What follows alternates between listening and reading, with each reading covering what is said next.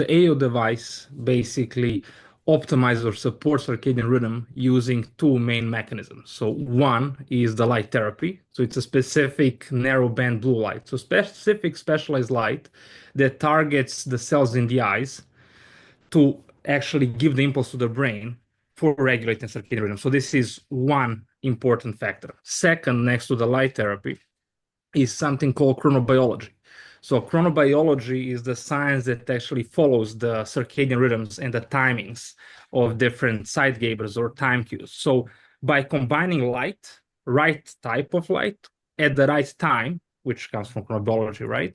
We are able to support circadian rhythm, meaning in practice, if, for example, you have problem waking up in the morning, you have to use an alarm clock, as around 60% or even 70% of the population does. We can actually adjust your circadian rhythm so you can wake up naturally. In other words, if you need an alarm clock to wake up, you are waking up in your biological night. So your body still needs to sleep. And the circadian clock is telling you, hey, it's still night. I still have to, get my sleep time.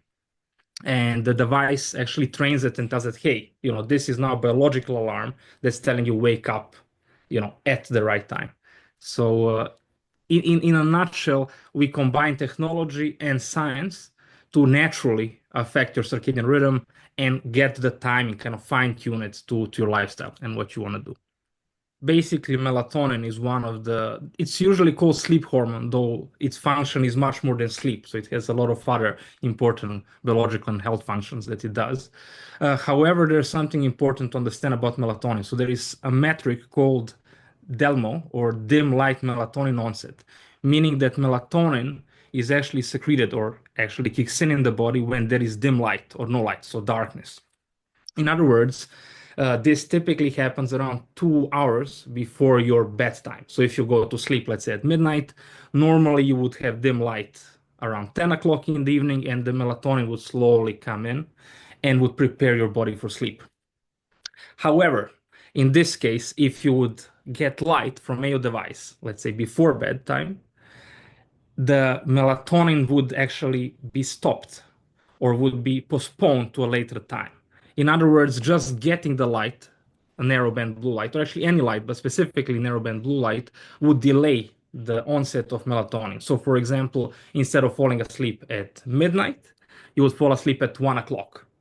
And if you train your body and use it in a, let's say, consistent way, in 1 week, you could change your bedtime. Same time in the morning, if you're waking up and it's still dark outside, you're tired, your body, you're still groggy, there's something called, let's say, sleep inertia. The light at that moment would help you speed up the melatonin, or actually stop the melatonin process and get you faster up and running. So this is how light actually affects melatonin directly. In terms of other hormones, I mean, there is a whole intricacy of hormones going, through your body in the whole day. So there is this one cycle that is around 24 point something hours. So it's not exactly 24. That is a very nice, I would say, hormonal balance that happens throughout, this period of one, let's say, approximately 1 day.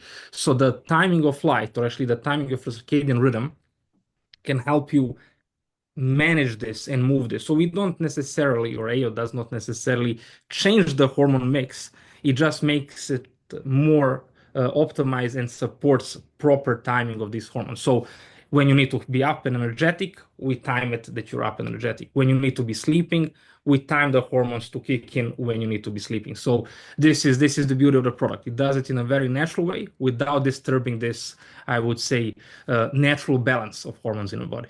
Yeah, so I mean, typically, when you talk about blue light glasses, mainly the association you make is the blocking, right? Blue light blocking glasses. And there is actually, important point there, and that is that light at the wrong time. As I said, for example, you have problem going to sleep in the night. You cannot fall asleep, which then the blue light blocking glasses can help you because they would filter out the blue light for this melatonin and other hormones to kick in to prepare you for sleep. So in that sense, blocking blue light is important, or actually any light, if you're preparing for rest or sleep. So this is why the blue light blocking glasses can be very useful. However, what we see, in practice as well, is that many times, people would wear blue light walking glasses when they would walk outside, or during the morning or during the day. So this is exactly the wrong thing, the opposite thing that you're doing.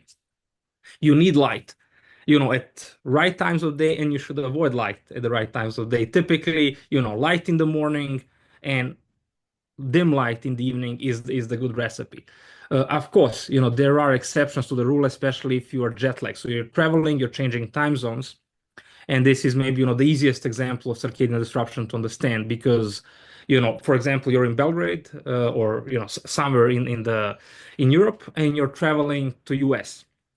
When you come to the US, your body is still on Europe time, but the environment, right, where you are is in the US time. So that in that circumstances, you might have to actually, block the light during your biological night to either advance or delay it. So blue light blocking glasses can be used for that. However, kind of to summarize, or the conclusion would be you need both blue light at the right time, and you should be avoiding light at the right time. So it's, I would say, the same thing, just like two faces of a coin or two faces of a medal. So it's the same mechanisms, just working together. So indeed, I mean, typically the light therapy products, it's not something new. They have been used, for I think 2 decades for different things. However, this aspect of personalization and, this chronobiological aspect, it's essential if you want to, support your circadian rhythm. So there is no one size fit all. You need to personalize it for your chronotype and your circumstances, both biological and lifestyle. So the device itself connects to the smartphone and the app that's there to help guide you through the process and really, get this personalization down to what you need.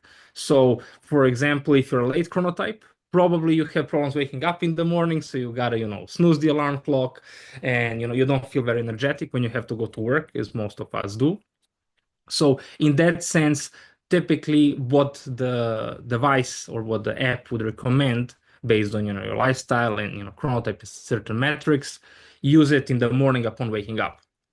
However, we have situation, when you are a very early chronotype. So the opposite completely, right? You're waking up like 4 in the morning, 5 in the morning, 3 in the morning, and you're like, oh, I want to continue sleeping. I want to sleep till 7 or 8. This is normally happening with seniors. So, people, when they reach certain biological age, their chronotype changes. So they are falling asleep, let's say at 8 or 9 in the evening, and they're waking up in the middle of the night. For them, the app would probably, again, based on their data, would guide them, to use the device in the evening, so they go to bed later and wake up, at more appropriate times.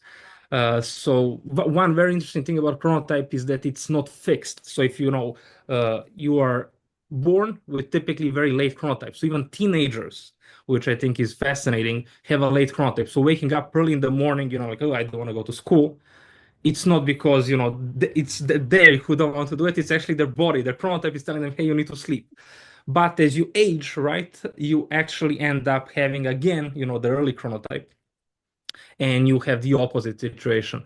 So it's those are the interesting things. And when you talk about personalization, male and female chronotypes typically are changing at different pace. So that's what we also account for. So typically, what you want to do, and normally you want to have this chronobiology part of the puzzle down to your personal lifestyle and your personal sleep data, and that's exactly what it does. As I mentioned, technology itself, it's not something we invented, though it is something we perfected. I think we were the first in the world to actually combine, light therapy with chronobiology and produce something that we like to call, world's first circadian health wearable. So absolutely, scientific and clinical research is essential. I think we are currently in around 30 or 30 plus different scientific studies. Some of them have been finished that are showing, very positive effects.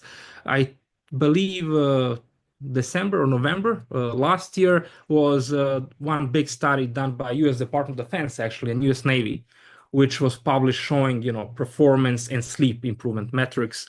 There was also a study in Iceland done, general population and students who got better sleep quality, both subjective and objective measures. And there's a whole range of studies. If you look at, longevity, you mentioned immunity, cancer, for example, as well, fatigue, depression. We are now, I think it's a very big study. I think it's going to last for 2 or 3 more years. Is the biggest study in the world on depression, sleep, and health using blue light in the world. So this is done by Arizona University, Harvard, and again, U.S. Department of Defense. So a lot of research, a lot of interesting things that are happening, all showing one, very simple thing, and that is you have to have circadian health in order.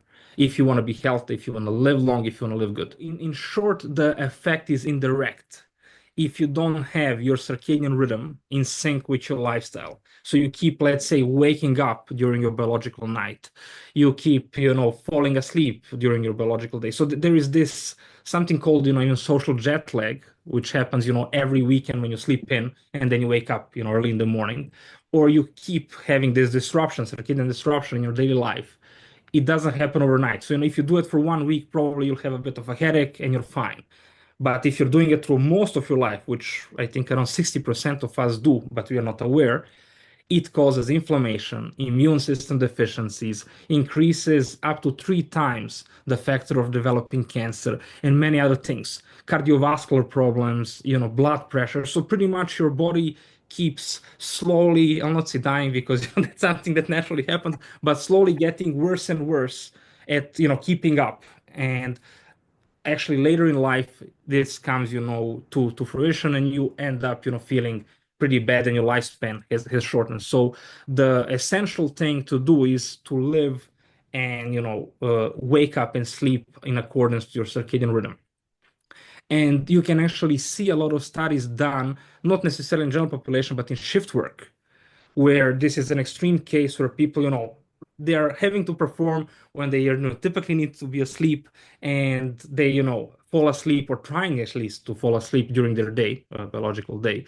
So those studies, it has been shown that actually the mortality rates, as well as the risk of developing cancer, cardiovascular issues, and many other problems, is up to 5 times as much as people who have robust and healthy circadian rhythms. I think the science is still out there to see when you could use the device itself, but normally the moment you should be having the good circadian health routine and supporting your circadian health, the age is from when you're born. So there is no minimum age.